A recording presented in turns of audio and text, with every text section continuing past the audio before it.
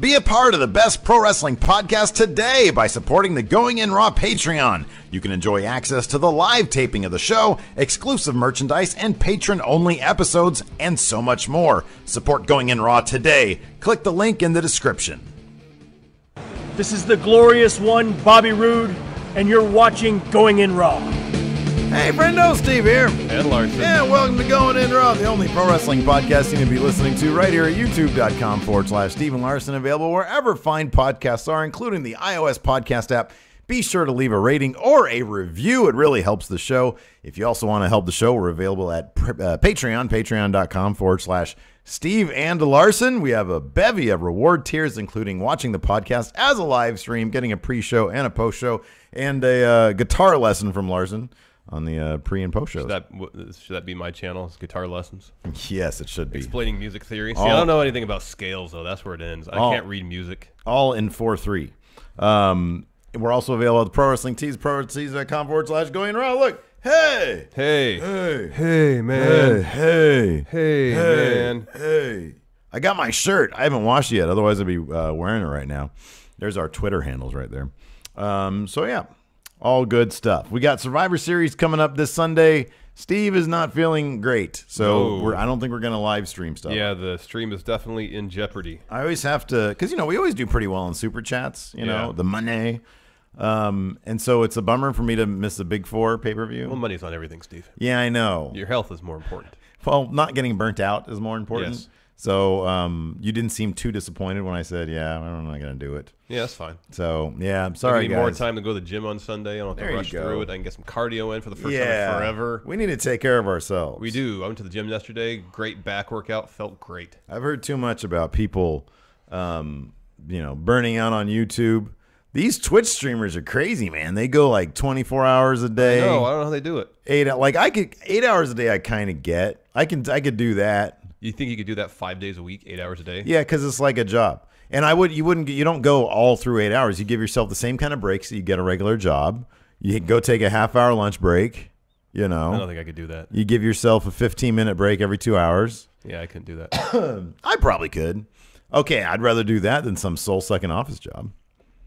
Like, considering what I used to do, like at bank, that would suck. I'd rather stream video games. If the office job had a really good retirement, then I might be willing to do it. Not me. Be miserable for 20 years, know that I can retire at a decent age and live high on the hog. Now, these days, buy an RV, travel the country. The problem is, dude, we're going to live so much longer. We're going to live so much longer. So, no, we're not, because you're going to have to work until you're like 70. Global warming is going to end civilization in like 50 years. Our great-grandkids are going to have to worry about that. We're not going to have to worry about that. Like, not seriously, anyways. Well, I don't know. This past year has been pretty destructive. Extreme heat. Yeah. Stronger storms. We're in for trouble. Strong style storms. Anyways, we're not here to talk about climate science. Did you see the finish of that Tim Storm match? No. Oh, I sent you the thing. Yeah, I didn't get a chance to watch. I was in the middle of something. I saw what you sent me. Yeah. I was like, I got to watch this later.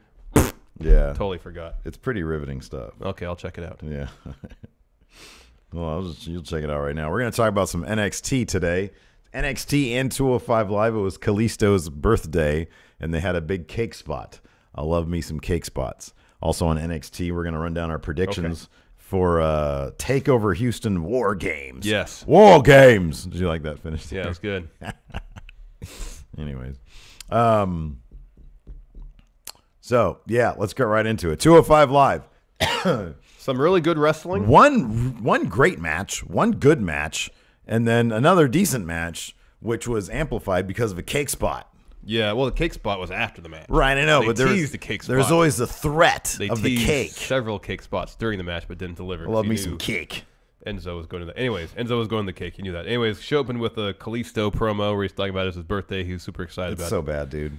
I can't be done with this Kalisto business. What happens to Kalisto after 205? Someone asked a question. Huh? I mean, after Survivor Series, someone asked that question in the question segment. Does he leave 205 Live? No, I think he's there for a while. PWG? No. He's going to be who would you rather see at this point?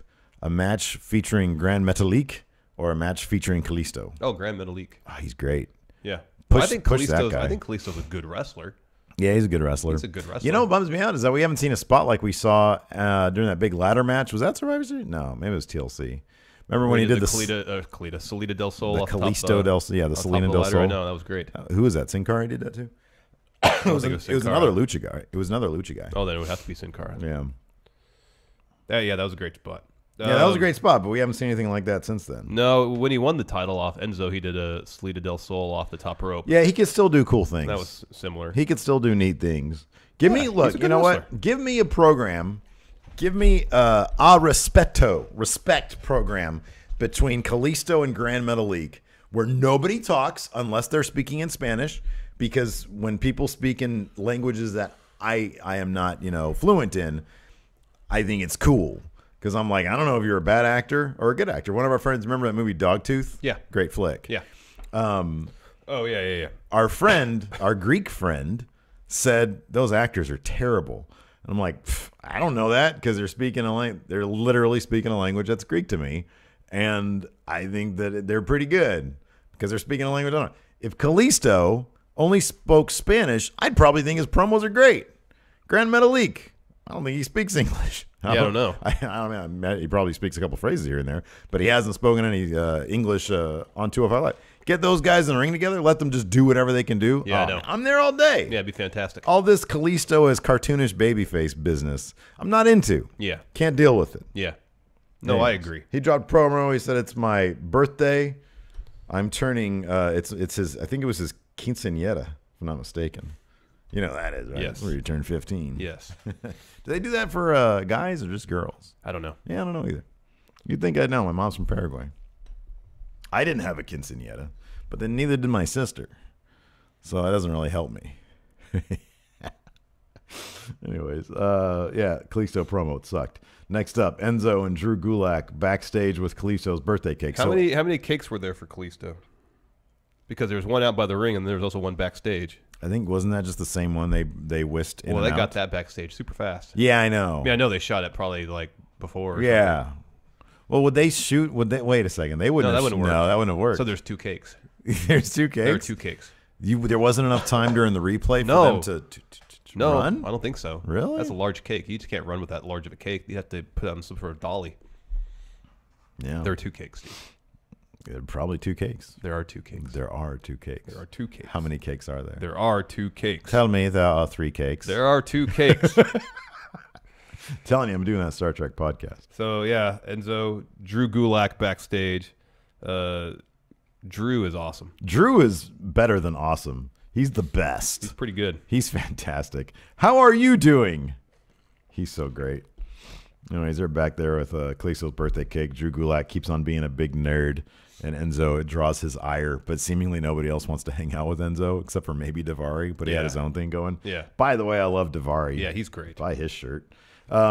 Next up, we had a match, probably match of the night. Brian Kendrick and Jack Gallagher in a tornado tag match v. Rich Swann and Cedric Alexander. He was in his hometown. Yeah. And Rich Swann gave him the Heroes intro. It was great. It was fantastic. I love these guys, man. Rich Swann has a new jacket. It's awesome. Did you see? Yeah, it is awesome. Did you see Cedric Alexander coming out in like that pristine white? Oh, I gear? know, with the Charlotte Hornets colors. Oh, it looked good. Yeah, teal and purple trim. It was beautiful. Great. Yeah, this match was a lot of fun. A lot of cool spots. That spot where they were both in submission moves, and Rich Swann held Cedric Alexander's hand so it wouldn't hit the mat. Yeah, the ref checked to see if he had passed out. Yeah, there's a lot of really great spots. That was fantastic. My only problem with it is Brian Kendrick. There was no reason. For him to let go.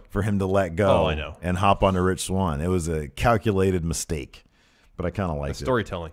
Yeah, it was great. It was really good storytelling. The whole match was just really good storytelling and really good spots. There was a really fantastic running drop kick that Gallagher hit on the outside of the on Cedric Alexander. Yeah. There's also that time where Kendrick had Alexander pinned against the corner. Mm-hmm. Gallagher hit his drop kick, and then Kendrick followed up with sliced bread. Yeah, that was cool. I mean, here's the thing: there isn't really a lot of story advancement here. I mean, for all I know, this could be their blow off to this whole weird Kendrick Gallagher Cedric Alexander thing, and they pulled Rich Swann into it. I don't really care because the match was off the hook. Oh, I know. And seriously, if we just got that, I don't care what 4 guys it is. If every week we got a match like that, I don't care about story. I just want to see that stuff. That was a match that if it was in PWG, it would have blown the roof off the house. And they even got the crowd into it. I know. I mean, it helped that Cedric was a hometown guy. Yeah. Cedric Alexander did get the pin on Brian Kendrick, giving him a lumbar check. Brian Kendrick is not the best at selling the lumbar check. I can see, the moment of impact on a person who's taking it on Cedric's shins dictates how well you can sell. Yeah, it's true. Because if you're too far down, close to Cedric's feet, I don't know if you can get the spring necessary to sell it well. And also, if the timing's a little off and you don't make impact with Cedric's shin until he's more or less already made contact with the ground, again, I don't think there's a spring there to do it. It's a thin margin of error. Yeah. Totally. Oh, see, Milk Queen here in the chat, here in the Patreon chat, said she had it at quinceañera. There you go. Let's see here. Next up. Another good match. Quality match. Daivari De Niro versus Mustafa Ali. I thought the mic work from both of them was very good. Is it Daivari De Niro as in the money or De Daivari Niro as in the actor? I don't know. Because they're both like, cool things. Yeah. Money is cool. Robert De Niro is cool as well. I don't know, though. Yeah, me neither. So he comes out, he cuts a promo. He's a really good promo guy. And then Mustafa Ali, he comes out too. I love his promos because he just talks and it's like he's so personable and likable. Yes. You're just into it. There's nothing forced there. Yeah, there's nothing about what he says or how he projects his character. Yeah. Seems forced. It seems natural and genuine. Yeah, it's good stuff. And he said and he's got a range too, like when he was yelling at Enzo that one time. Yeah. He's got range. It's believable. Yeah, and he said that Daivari looks stupid. Yeah. And took his jacket and chains off and then put them on himself. Yeah. Good match, though. Really good match. No, it was a really fun match. Yeah, it was good. Mustafa Ali picked up the win with an inverted 450. Next up, we had Kalisto and Akira Tozawa backstage. Akira Tozawa was basically wishing Kalisto, he said, ha, ha, ha, happy birthday. Yeah, that was clever. It was clever. I like Tozawa. I love Tozawa. I think he's great, man. There's so many people on the 205 Live roster I really like. Yeah, no, me too. Pretty much all of them. I know, and I feel like they've dialed down on the story stuff because of Enzo, which is a bummer. But you know what, man? Honestly, like, I still keep on being torn back and forth with Enzo. Oh, by the way, did you notice that they were not in the top 10 this week? Oh, I didn't notice that. And Meltzer did not point out, the Wrestling Observer did not point out where they were in the ratings, which he usually does. Yeah. They weren't in the top 10. Though. What was number one, if you recall? I do not recall. Okay. I don't know. No, yeah, I go back and forth on Enzo, man. I really do. I mean, I feel the same way a lot of our friendos do anyways in terms of his promos being long-winded. At the same time, I've always said this about him. When him and Cass and Carmella were a team, they reminded me of an ECW trio. Because remember, the ECW women, by and large, were very sexualized, but they were also very strong. You know what I mean? Like they were scrapping, they were getting thrown around, they were beating people up. Yeah. And it's like, granted, they had their fair share of salaciousness, but they're always really strong characters as well. And I always felt that with Carmella especially, is that she added that extra thing. And Enzo always felt like an ECW guy to me, you know? And so even like during this episode, I was looking at him with that belt and I was like, man, there's a part of me that likes it. There's a part of me that maybe is just resigned to it. There's a part of me that hates it because I want guys like Mustafa Ali and Cedric Alexander and Akira Tozawa to have the belt as well. But I don't know. There's a part of me that kind of like, he kind of reminds me of like an ECW champion sometimes when they'd have those really obnoxious, like a Just Incredible or a Carino hold the title. Really, for me, if they just dialed back on the promos a bit. Honestly, if they took Cut them in half. If they took those 7-minute promos and made them 3.5 minutes, because this comic timing is really good. Yeah, I know. I don't know if maybe they feel like, well, 3.5 minutes, people are still going to be entertained by him. We want people to hate him, so that's why we have him drone on until he literally can't talk anymore. That's the wrong type of heat. That's changed the channel heat. That's I'm about to leave heat. Yeah, I agree. Yeah, I don't know. I mean, it's one thing if it's 13 minutes and it's full of good stuff, but usually it's redundant. It's going over the same ground in what I'm sure Enzo's mind is clever ways. Yeah, but it really isn't. Yeah, no, I know. And the problem remains the same. And it's, look, I'm willing to admit that it's equal parts the talent not being able to get themselves over, because those guys have a lot of opportunities. Creative not understanding how to use Enzo's, a combination of these things.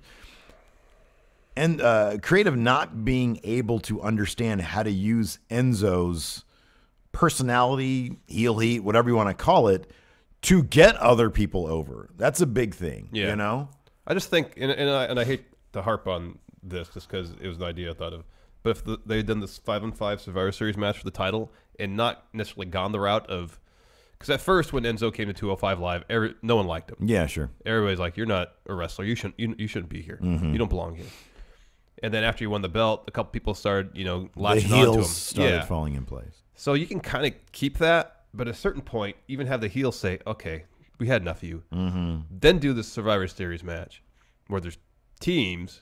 Enzo has his team, and it's just kind of like a really loose alliance where people, the heels, honestly don't like the faces. You can develop stories in between everybody. At the same time, they're in that ring with the opportunity to get that belt. Yeah. It just seems like it make it for a far more interesting story. But it seemed like at a certain point they're going to go that route, and they just didn't. Yeah, because now he's just beating people like cleanly. In this, I like the finish of this match. Yeah. Kalisto pulled that Salida del Sol. It looked like Gulak had the upper hand. Gulak started singing "Happy Birthday" to Kalisto. That was pretty great. Yeah, Gulak's character work is off the charts. Oh, it's fantastic. And then Kalisto was able to flip over and hit the Salida del Sol.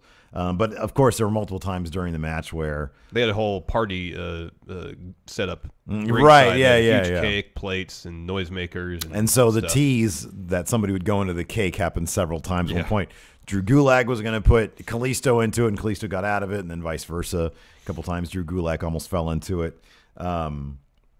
So they took. So Enzo gets in there right after Gulak loses and beats the crap out of Kalisto. Yeah, they all start brawling. They all start brawling.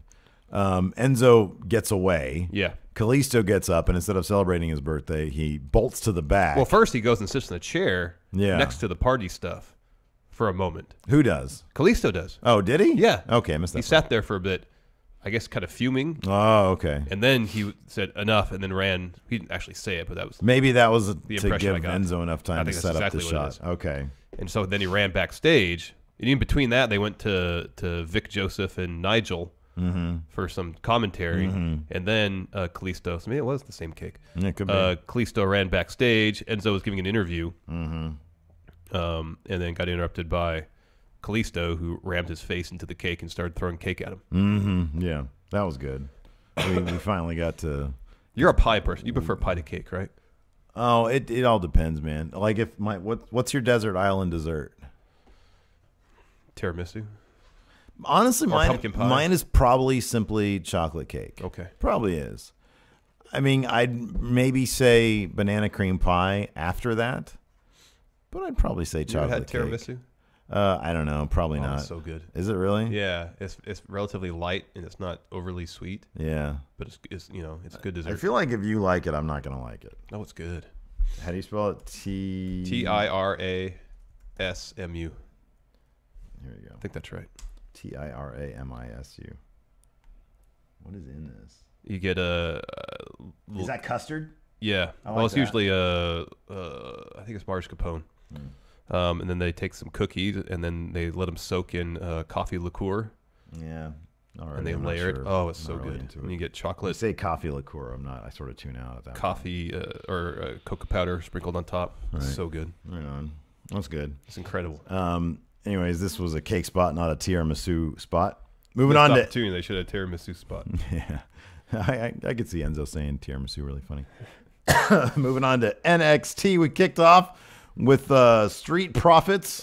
Street Profits are so awesome. I love the Street Profits. They are fantastic. I love them. I can never get enough of Montez Ford coming down the ramp because he always does a weird, like sort of bow-legged, like his legs are all the out. second half of the ramp, he does that thing where he does but his legs are also like his knees are kind of knocking, but then he's also walking at the same time. And every time he does it, he adds something new to it. I don't get how he does it. He's incredible. He's absolutely incredible because he kind of looks like a robot, but then he just kind of looks like a normal dude also. But it's also smooth. Yeah, I know. It's all like perfect. Yeah. Yeah, he's a great human being.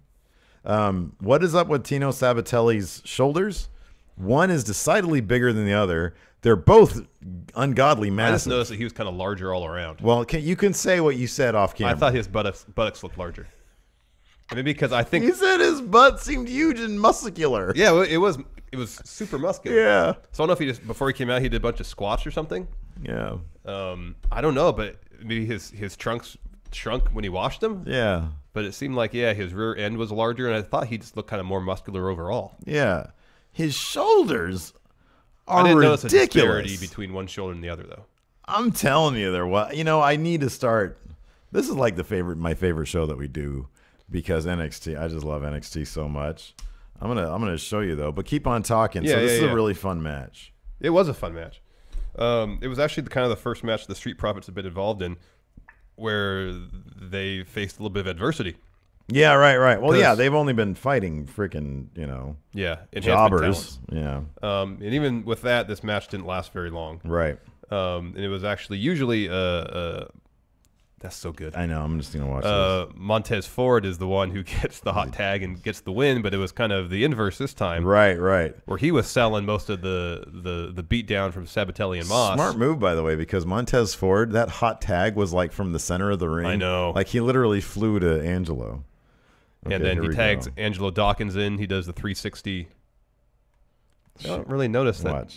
Just watch. There's a disparity in the shoulders. Okay, by the way, Full Sail nerds, dancing it always bugs the crap out of me. Stay on task. Come on. There's a level of check out nerdiness. these shoulders. Dancing to theme songs is like I don't beyond. know if I'm ever. Look at that! It's like head sized. That is bigger than that. I think it's just light. Dude, no, look. This is bigger than that. Yeah, it could be. And what is that weird red mark right there? I don't know. Look at this, guys. Look at Riddick's shoulders. Yeah, they're symmetrical. It's not a huge disparity, but there's a disparity. Look, dude, that is a disparity. Any disparity is like kind of a big deal. That is a massive difference. Some of that right could there. be light too. The way he's light. That's not light. That is weird. Anyways, his shoulders are massive. Go to like a profile shot of Sabatelli and tell me if I'm wrong, like if his buttocks look larger than usual. Am I just imagining that? I didn't notice it, but not these guys again. Nerds. Come on, stop talking. I do have to say that I'm starting to appreciate their character work a bit more. I really like them now. I think they're great. Yeah, they found their characters. I like their theme song too. Yeah, it's not bad. Money. See, I think you would dance too if you were in the crowd and heard that. No, I wouldn't. I don't dance that. I saw one of those. I would dance the Street Profits song because it's great. That's the only time it's acceptable. What about Velveteen Dream song? You dance to that. The original one, yeah, not to the latest one. No, because I saw one of those guys like headbanging to Aleister Black's theme, and it just does, dude. It doesn't work. No, like I know it's a headbangable song, kinda, but it's more of a moody. I'm waiting to look at Tino Sabatelli's butt. Oh, look at that! They're all doing. See, watch when he stands up. I think I first noticed it. I was like, yeah, you're probably right. See, like his shoulders don't necessarily look disproportionately. Yes, they do. One is massive, and the other one is also. They're both massive. First of all, see right there. Maybe his trunks just shrunk. I don't know. I don't know. Oh man, that's funny. There's a lot of butt going on and because they brought Lars Sullivan's. They did that properly. Yeah, he marked his territory again. I will never get tired of that, dude. I hope they need to put that in. When isn't he coming to 2K? Yeah, I heard that. That's his entrance is in there. That's amazing. That's so great. Street Profits picked up the win. It was Angelo Dawkins who got the hot tag and just like knocked out Sabatelli with a punch to the face and got the pin. Yeah. Fun match. Street Profits went to the crowd, celebrated. They're going to be massively over in a matter of like more so than they are now. People already have there's that one guy that had the huge banner right up front. You know what I'd love to think? They're going to be huge. If there's any tag team in WWE, maybe Kevin Owens and Sami Zayn is maybe you and me a bit more. But I like to think that I'm Angelo Dawkins and you're Montez Ford. Okay. Because it's weird to see whenever we did karaoke and you would do the Humpty dance. Oh, yeah. It was weird to see that you actually have a lot of rhythm. Yeah, I do. Like far more than me. And Angelo Dawkins is not. I feel like he's the rhythmless guy out of that tandem. I feel like we're the Street Profits of WWE, of podcasting. Okay. Anyways, and I know you're tickled that you get to be Montez Ford. Yeah, and yes, he's I am awesome. jealous of that fact, but I'm not going to lie to myself. Next up, we had an extended Aleister Black Velveteen Dream. Yeah, this is really well done. Video package. Yeah, it was well done. I like revisiting all that stuff because it's all great. Mm-hmm. Yeah. Next, Lars Sullivan versus Raul Mendoza. Raul. I think they finally gave a name to Lars Sullivan's finisher, I think, because Morrow said Sullivan won with freak accident. Oh, what a guy. I didn't notice that. What a great name. Yeah, it's good. That's fantastic. Oh, freak accident. Oh. Yeah, Raul Mendoza's good. Yeah, he is good. He's got some cool, like, sort of interesting moves. He's quick and he's pretty smooth. He'd make a decent addition to 205 Live. Mm-hmm. They need to start turning some of those over a little bit. Give 205 Live a second hour. Some great in-ring action, though. I love anytime somebody tries a top rope flying move and they just bounce off the other person. Yeah. Like it's the friggin' Enterprise and he's got their shields up or something. So anyways, after the match, after Sullivan obviously picked up the win, he was taunting Raul, and what was he about to mess him up or something? Yeah, I guess I missed when Ono he was on the in. mat, and then he picked up his head, just like yelling at him and stuff. Yeah. And then Ono came out in his pro wrestling T-shirt and some basketball shorts. Ono dresses comfortably. Like the most comfortable person on the planet, like infuriatingly comfortable. Yeah, he literally just reminds me of Big Jim. And I think he has a pretty good T-shirt. Did I ever tell you my big? Maybe he'll listen to this. I don't know. Did I ever tell you that I threw away because Big Jim one time we were doing a comic book convention, and he wore like some little orange shorts. Oh yeah, and they just look ridiculous. Yeah, and it bugged the crap out of me, and I love him to death. He's like, I love him, but I had to throw those shorts away. I found him in his room one day. I went in there, I found his shorts, and I was like, this is killing my soul. I threw him away. That's a bit much. Yeah, I know. He might watch this. He might not. I don't know. I love him to death, and I hope he doesn't take offense at that. But, like, you can't be busting. You can't be showing, like, your whole thighs at comic book conventions. We're trying to cut business deals. Well, I mean, is he sitting down? Doesn't work. That might make it worse because they're like small shorts. Well, I mean, if he's like sitting down and his legs are underneath the table, yeah, I know. But at matter. conventions, too often you're sitting down, but you're away from the table. So like you look at them, and you just see like even more thigh because then it rides up a little bit. It's like who's this guy chilling in his orange boxers? I threw his shorts away. It seems like a drastic measure, Steve. You know what though? Me and him, we go far back enough. Like, if I threw some of your shorts away, it wouldn't be a deal breaker. I'd be upset about it, especially with shorts I really liked. Yeah, but what if they were shorts that you were just really comfortable in, but, like, they weren't necessary, you know? Well, I would say, what right is it of you to throw away shorts that I like? Yeah, I didn't like them. That's my right. No, that's not your right. Right, but I did it. I'm sorry. Well, I would demand some sort of restitution. What do you want? $5? No, whatever the shorts cost me. Okay, $20. Well, it depends how much I spent on them. Well, I guarantee they're not more than $20. Well, it depends where I got Those them at. orange shorts were not more than $20. We're not talking about those orange shorts. We're talking about some of my shorts. It would be the equivalent, though. I wouldn't throw them away if they were more quality shorts than that. Are you sure? Probably. Depends how much they upset you. Take it out of the Patreon money. All right. There you go. All good. Let's see here. Somebody wants to know why Slow Wolf is covering Sasha cutout. Because we're promoting this. Shirt, yeah. We're promoting the shirt. Next, William Regal was in his office. Johnny Gargano came in, and William Regal said Pete Dunne has issued an open challenge for his United Kingdom Championship, and he says, Johnny, I think you should take the match. I wish I knew what that phone call was. Why is a heel calling up William Regal asking for an open challenge match? William, I've got nothing. Mr. Regal, I'm not doing anything right now. Literally. Keep on hearing about this UK match or this UK show. It's not happening, is it? I'm afraid not, Pete Dunne. Not anytime soon. Maybe this spring is lasting, Triple H told me.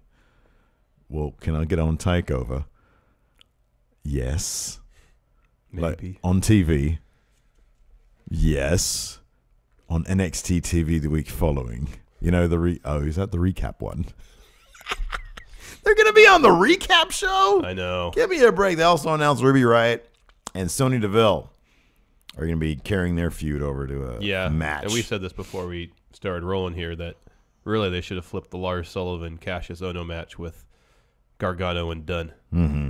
Gargano and Dunne should be a takeover. Sullivan, Ono. As much as I like each of them, That can be on NXT Dude, TV. I love Lars Sullivan. I love Cassius Ohno. But let's face it, those recap takeovers, the recap NXT episodes, not exactly mandatory television. viewing. And Maybe that's why they're putting this match on there. Trying to boost it? Yeah, because people love Johnny Wrestling and people love Pete Dunne, and they're going to put on a spectacular match. This is dude, we're talking about a potential, and this is not hyperbole. A potential match of the year candidate is going to end up on the recap NXT about this? show. The only 2 announced matches are the ones you mentioned. And the arena's going to be like half filled. Oh, not necessarily. Maybe. But let's say this. Let's say they give Ruby Riott, Sonya Deville 12 minutes. And they have another 15 minutes of recap. You have a half hour you could dedicate to this match. Can you imagine they gave him a half hour? If there's any time where that'll happen, I wouldn't be surprised they did. That'd be great. It would be spectacular. Next, really good War Games video package. War Games. I think this is the most we've heard Adam Cole talk. Yeah. He's so confident and comfortable when he's talking. Oh, I know. It's great. He's so good. But why is everything they're doing with him so cheesy? I don't know. They had them in front of a chain link fence. Yeah. Which, by the way, if we get Office Space, the new set, I'm thinking like some chain link fence. Like what Raw had in the late 90s. Yeah. Chain link fence. Maybe some like barbed wire. Yeah. Well, no, that's going a bit much. Some keep out signs. Not that hardcore. Some like caution. Can be a heavy machinery signs. An electric fence. Yeah, that's good too. My favorite commercials when I was growing up in England were stay away from electrical things commercials. They had those. There was like public service announcements that kids are supposed to watch. Yeah. But they just aired during like primetime TV. The episode of Ren and Stimpy, the jingle. Don't whiz on the electric fence. Yeah. Hello. Yeah. No, sir. No, sir. I don't like it. No, there's a couple of British kids out there and like their soccer ball, because they play football, get stuck over the fence of some electrical thing. And then one of the little British kids goes over to get it and climbs the fence and then dies. It was very dramatic and very traumatizing. Yeah, I was like, bummer. oh, shit, electricity is a terrible thing. Anyways, moving on. Moving on. Next, Mercedes Martinez versus Ember Moon. They gave this match a good amount of time. Alex C. in chat makes a really good point. What does he Says say? Adam Cole is really naturally cheesy. This isn't just a WWE thing. Remember Story Time with Adam Cole, which at its basics was very cheesy. Yeah, he has a certain cheese factor to him. Yeah. Next up, like you said, Mercedes. I love Mercedes Martinez. I want to check out some more of her matches. She's great. Too. Ember Moon, of course, is great. She's got the best finish in the business. Yes. The Eclipse, which she won with, but it was a fun match. Yeah, good back and forth. Yeah, good stuff. Ember Moon did a suicide dive. Mm-hmm. This was, of course, to prove that she can win in the big match, but this wasn't really a big match, so this didn't really prove the point. No, it was just more about Ember Moon defending her honor. Making Mercedes Martinez eat some crow, if you will. Yeah. Talk crap about me. Exactly. And then at the end, I like this bit because I love Nikki Cross, and I love her. I might actually like her Sanity theme as top Sanity theme. Maybe. Oof. It's off the hook, dude. I love it. It's so weird. Yeah. But it's still very Sanity. Yeah. Oh, it's so good. And then it has like crazy laughter in it. Anyway, she mills about. She comes over and mills about. As is Peyton Royce. Yeah, Peyton Royce. Kairi Sane walks to the top of the ramp and points her elbow. Yeah, she goes like I love that. This? There. Yeah. On your facha. Yeah, I like that when she comes out and does this to people. Yeah. It says, you're going to get hit with this. I do this. People are like, are you smelling your armpit? Yeah. Yeah. But no, she's... Doesn't smell great. Saying, I'm going to hit you with this elbow and it's going to hurt you. Dun, dun, dun, dun. Finally. Karen says Killian's Sanity theme is terrible. I can't remember off the top of my head. Yeah, it's not very good. Is it? No. I still think I prefer, if we're going to power rank. Power rank. Sandy themes. Original. You really think original number one? Yeah. Yeah. And then Nikki. Original's really good, but man, I love that. Because like it was so effective because Ember Moon's in there like all happy because she just won. But then all of a sudden this like crazy it's like shrill digital sounding stuff. No, I get it. It's good. Yeah, it's great. But then Killian Danes is third. Wonder if Alexander Wolf will ever get his own custom Sandy theme. He needs to, man. Something like metal. Yeah. Like so he can mosh. Yeah, that'd be good. Good stuff. Finally, your NXT champion, Drew McIntyre came out, dropped a promo. He's so manly. In advance, he really is. In advance of his face-to-face he was scheduled to have with Andrade Cien Almas. Yeah. So he drops a promo. Andrade's music hits. out walks Zelina Vega. I get the feeling that Drew McIntyre and Zelina Vega would make a great couple. Mm-hmm. They come off as having like abnormally good chemistry. I know. Isn't that right? I know. Is that just Drew having enough chemistry to carry another person? Maybe. I don't know what it is, but like the way he reacts to her. And I first noticed it during that sit-down interview. Yeah, I know. And she comes in, and he is just like affable. Yeah, I know. Personable. I know.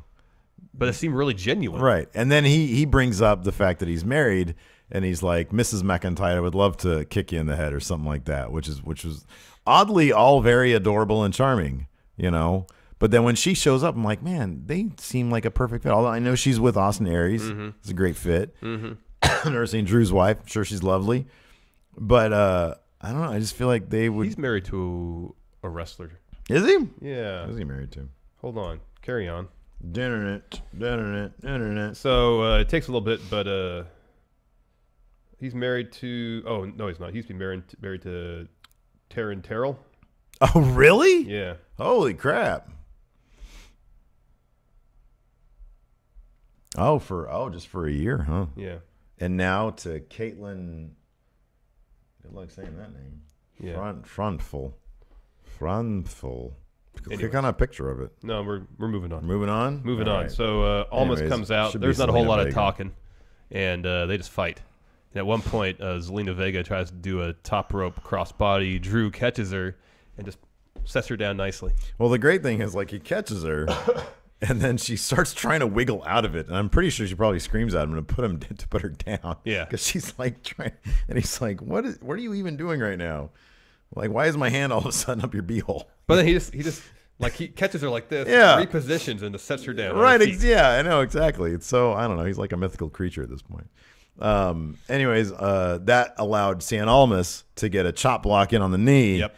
He goes down. Chop blocks scared the crap out of me, by the way. You could really hurt somebody. I feel like everybody just gets hurt by them. Anyway, Cien Almas gets he chops him down. I feel like everybody with Drew McIntyre in NXT, it's a matter of like, it doesn't work unless he's not standing up. Yeah, he has to be on his knees at least. He has to be because on his his knees. knees, he's about as tall as everybody else. Exactly. Like if you notice in the little promo graphic they have for, they're face to face next, they raise Cien Almas up like a good 8 inches. I know. And he's still not. Like just to get him kind of in proximity. Drew seems like the tallest 6'6" person in the entire Right, world. I know, right? He's like a 7'6" sixer. I know. Yeah. He seems amazingly tall because he's so ripped. Yeah. I think that's what it is. And he's got like long legs and long arms. So it just makes him look taller. Yeah, he's weird. long. Yeah. So they fight. Almas hits the hammerlock DDT. Stands tall at the end of the episode. So, of course, he's losing at TakeOver. Yeah, he's losing, man. But this is ever since Zelina Vega showed up, this has really gone a long way. Mm-hmm. I mean, I really liked the party stuff and that they actually developed that into a story. Yeah. Which so that was my concern. They wouldn't. Right, exactly. So it's really cool they did that.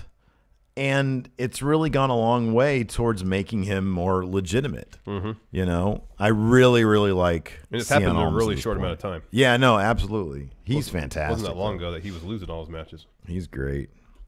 He is good. Would you like to do some TakeOver predictions? Would you like to do some predictions? Would you like to look at the television, Mr. Lee? First match, Aleister Black versus the Velveteen Dream. This one's tough to call. It is kind of tough to call. I'm going to say Aleister. It is. It's going to be Aleister, but the bigger question is he going to say the Velveteen Dream's name? Because here's the point here. Velveteen Dream wins as long as Aleister Black says his name. The pin is meaningless. I say both men win. Aleister Black gets the pin. Okay. Velveteen Dream gets I'll the agree with name that. said. I'll agree with that. And it's going to be a great moment. Yeah. Next, Cassius Ohno And then they make out in the middle of the ring. Okay. And touch butts. All You right. see that Joey Ryan spot where he touched the butt of another? Their butts touched. I don't know what the deal was. I don't know what they were doing exactly. But he was bare-butted, and the other guy was bare-butted, and they were like touching butts on accident, I think, and they both freaked. It's funny, right? Joey Ryan's the best. He's fighting for the TV title coming up in Ring of Honor. Oh, yeah? Yeah. That's cool. Apparently hasn't done that in a while. Next, Cassius Ohno versus Lars Sullivan. This is the lock of the night. Lars Sullivan's going over. Oh, I know. Cassius Ohno wins the matches below this level, but this is totally him putting. But it's gonna be fun. Yeah, it's gonna be a really fun match. Is Ohno gonna get off an elbow on Lars Sullivan. He's Yeah. going to kick out of it. Yeah, probably. Yeah, probably. Next. You know who sold his elbow better? It was Cesar Bononi. Yeah. Remember when he freaking execution style Back of elbowed the him in head, the yeah. back of the head, Yeah. and he just dropped like a sack of rocks? Yeah. That was vicious. That was great. Ember Moon versus Kairi Sane versus Nikki Cross versus Peyton Royce. I still say, this honestly at this point, I'm going to say Nikki Cross because it's the safe bet. But it's a toss-up. It really is. They have done such a great job making a case for everybody here. I know. They've done an amazing job making a case for everybody here.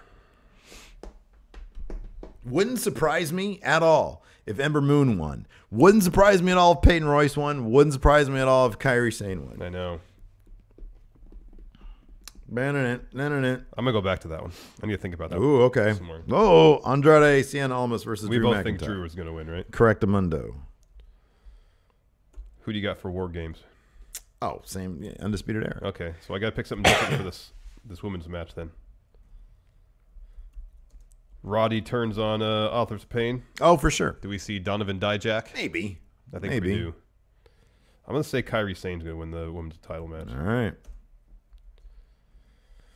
Regardless of who I pick, I'm not going to feel terribly confident about because they have done a good job of not telegraphing who's going to win. No, they have. They've done a terrific job. I mean, I feel like The most over is Nikki Cross, though. yeah, And in the end, you kind of got to go with that, maybe. yeah. I've been saying for a while, ever since she won that Rumble or the Battle Royal, that it seemed like she had the one was the one with momentum going into that match. But then the last 2 weeks, she hasn't done much. Yeah, I know. The bigger trick is to get it. The bigger story is to get the title off her. That's the bigger story. And I really wish, and I know they're not going to do it, if they put the title on her, it would be great to see one of the hurdles that either of these three ladies has to clear would be the rest of Sanity in some way. Yeah, Even just Killian Dane, if he came out with her, that would be really interesting. How do you get around that guy, Yeah. And there's plenty of ways you can do it without, the kind of intergender stuff they don't want to dive into. Yeah. But that I think would be really, really cool. Because Yeah. Sanity, the thing is, Sanity, they're not giving up. The tag titles aren't on the line. No. So it's not like their call up is going to happen after Survivor Series. No, it seems like Authors of Pain are next in line. I would think so. Yeah, I kind of feel like Nikki's going to win, but I can't pick Nikki, and then we'd agree on everything. Yeah, that'd be a bummer. So I'll say Kairi Sane. You're not going to go with Ember, huh? Interesting. Because if I were to power rank right now, It would be Nikki, Ember, Kairi, Peyton Royce. That would be your power ranking. I would probably actually put Kairi last. Simply because she just won the Mae Young Classic. She has a lot of heat on her. She can lose this without losing. And I feel like, especially, I'll say this also, given the iconic duo spot in the opening credit package, Yeah. it's so prominent. Yeah, second to last. Yeah. I kind of feel like Peyton Royce is like my number two. She's either number 2 or she's eating that pin. Yeah, I know. Yeah. Because, you're right. Yeah. I imagine they would protect everybody else and have her lose. Because like the iconic duo can lose and they don't really lose luster, Right. because it's all their connection is all based on character stuff. Yeah, exactly. So as long as they are still allowed to do what they do, they'll be over. Time to answer some questions. Yeah, you're definitely getting sick. CM Punk finds it insulting. Will 205 Live ever reach the level of respect that the junior heavyweight division in New Japan Pro Wrestling has? If not, then how do they get there? Check out Matt Chat this weekend. Yeah. Tomorrow, we kind of delve into that. But we've talked about what we would like to see them do to improve 205 Live several times. Crossover with Raw, said that, rebrand it. Put the show in a more intimate venue. Look, man, I've said this before. things. NXT is their Ring of Honor. 205 Live should be their PWG. Cooper Tennant, who should be in the running for the Cruiserweight belt after Survivor Series, where either Enzo retains or Kalisto wins it back. So it's power rank. Next 5 contenders, or top 5 contenders for the Cruiserweight title after Survivor Series. Enzo's going to retain. Oh, man. I mean, Cedric has to be one, right? I think Cedric and Mustafa Ali have to be 1 and 2. 1 and 2. You can't leave Rich Swann out. Yeah. Or Tozawa. At this point, you could kind of, because they haven't been too closely associated with him, I would say number 5 could be Drew Gulak. Mm-hmm. I could see a face turn for Drew that'd be Gulak. fantastic. I could see that. He gets tired of being called, what does he call him? Gabba Gulak? Oh, is that what he calls him? Yeah. I don't even know what that means, man. But I love it. Connor, say yeah. Yeah. Farrell. Hey, friendos, can you power rank? Oh, they're supposed to be coming back soon. Yeah, The revival. The top 5 to 7 most over superstars in WWE since 2010, not including those that were incredibly over before. CM Punk, he was never more over than he was in 2011. Correct. 2012. Yeah, so CM Punk has to be number 1. Super over. Daniel Bryan. Yeah. Yeah, he was super over. Those would be 1 and 2. Yeah. Since 2010. So we can't have Cena in there because he was over before that. Seth Rollins. The New Day. Let me ask you something. Yeah. Yeah, New Day will be up there. AJ Styles. Who? Okay, so we're both. Oh, yeah, AJ's up there. And Dean Ambrose, AJ's like Dean number 3. Dean in the conversation. Who has been more over since, in terms of positive fan reactions? Because Seth, at his best, was a heel. People hated him. Yeah. Seth or Dean? It's got to be Dean, man. I think Dean for the longer amount of time, but I think now Seth probably gets a bigger pop. You think so? Yeah. Maybe. I think now it's kind of even Steven. Because Dean hasn't really broke out of the pack in terms of top face guys. No. I mean, we know him as like the franchise player guy. But I think Dean consistently has always gotten that big face pop. Yeah. It just wasn't like the Stone Cold levels they thought they were going to get from him because they botched his world title run. What about Sasha? Hugely over. Yeah. The only reason she's not more over because they didn't have her win in her hometown in Hell in a Cell. That would have been a transcendent moment. Yeah, I think you're right about that. Official Fahad, power rank. Well, that's power ranking. I'm just looking for all the power rank questions. Oh, okay. People who should go back to NXT to save their careers. Oh, that's not, one does not mean the other, man. I think the better route would be release from WWE, go to right. Yeah, the Drew McIntyre route. And then go to NXT. Reinvent yourself. Yes. So it's got to be someone relatively young. Mm-hmm. Apollo Crews. Yeah. Oh, man. That's a bummer. If he were to get released, go in the Indies, develop a character, and then come back in 2 to 3 years. Because he has all the physical talents. Yeah, maybe. I'm saying Mustafa Ali. Have him leave 205 Live and then try to start from scratch. Start anew. Get a bunch of tattoos. He needs some tattoos. You know what I love about Drew McIntyre? Not a single tattoo. I know. It's kind of cool. I know. It's kind of neat to be anti that, even though I'm a total tattoo guy. I love the tattoos. What a great question. Carmine the Bowler. Have you ever had a conversation with a wrestling fan who is not smart to the business, and was it awkward? No, because we don't live in 1983 anymore. Wait, what? Say again? Have you ever had a conversation with a wrestling fan who is not smart to the business? Anybody ever thought it was real? Oh, no. I mean, my kid is almost 3, and I tell her it's fake. Yeah. I say fake. It's just fakey fakes. Fake fighting. So she says, what are you watching? Wrestling. Oh, wrestling. Nicholas Combs, do you guys think the Authors of Pain are going up to Maine after War Games? If so, power rank their first main roster feud. Thanks, friendos. Authors of Pain feel like a Raw tag team. I know. I wouldn't be surprised if after Seth and Dean get those belts back. Yeah.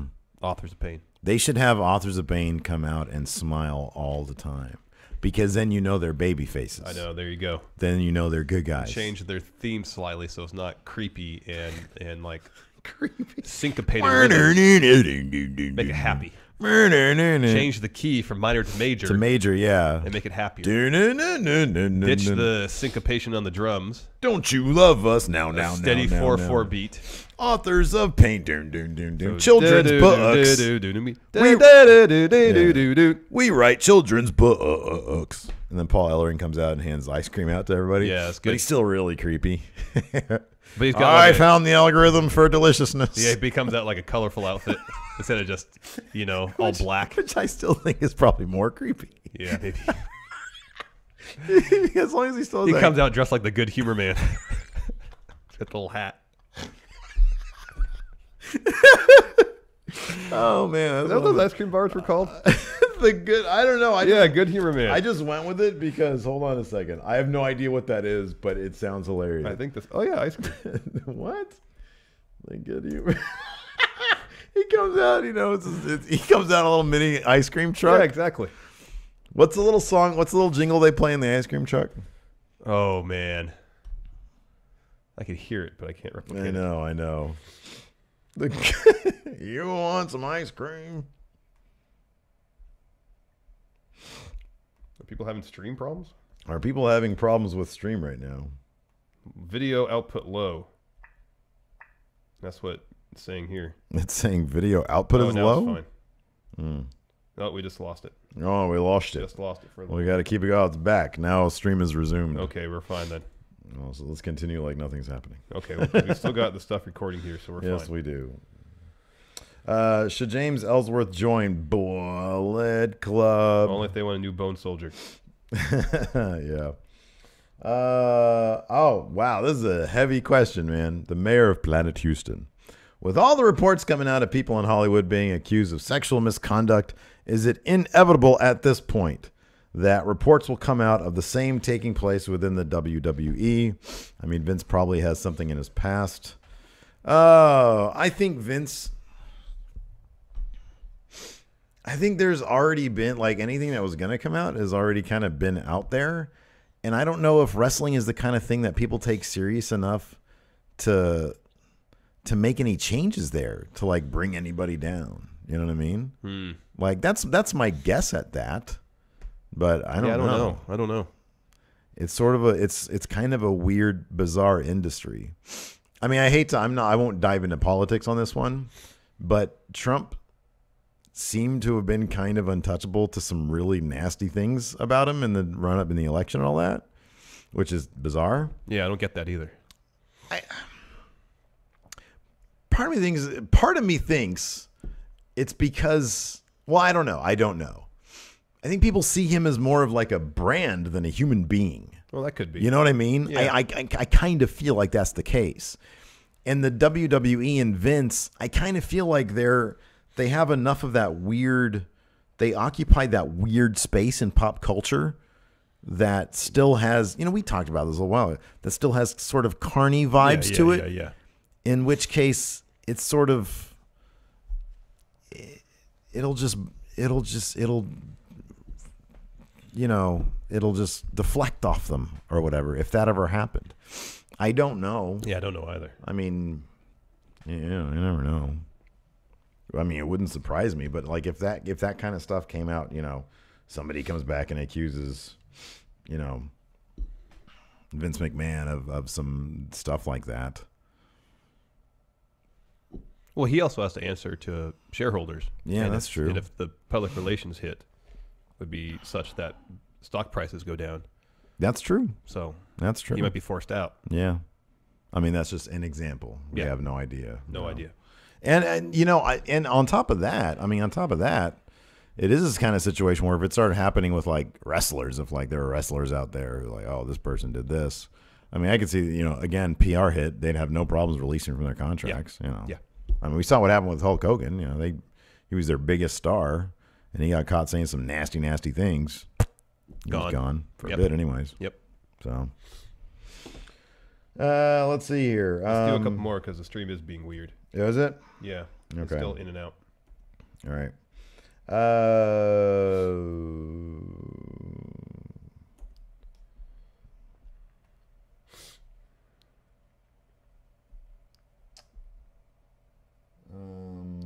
Jack Hole in a Pumpkin McJackson. So I was listening to Baron Corbin's new entrance music the other day, and it got me thinking, I'd love to hear Baron talk sing the theme in his usual slow voice. My question is, what other songs would you want to hear Baron talk sing? Glorious.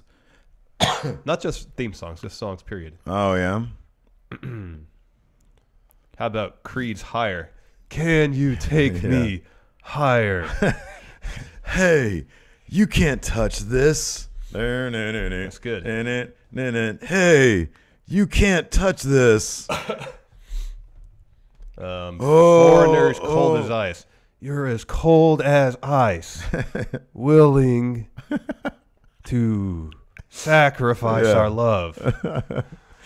Hey, man, nice shot.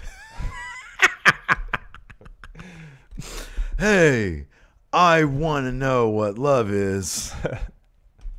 So I want you to show me. Let's do the entire Foreigner catalog. Yeah, pretty much. Hey, you're a jukebox hero. Hey, strawberry fields forever. All right, let's wrap it up with that. All right, that's good. Anyways, thanks for watching. Patrons, we're going to try to get this all figured out for our post show. Till next time, we'll talk to you. Oh, wait, I got to do music. Out music. Hey. Hey. Going in raw is the best to be. Bye, everybody. Bye.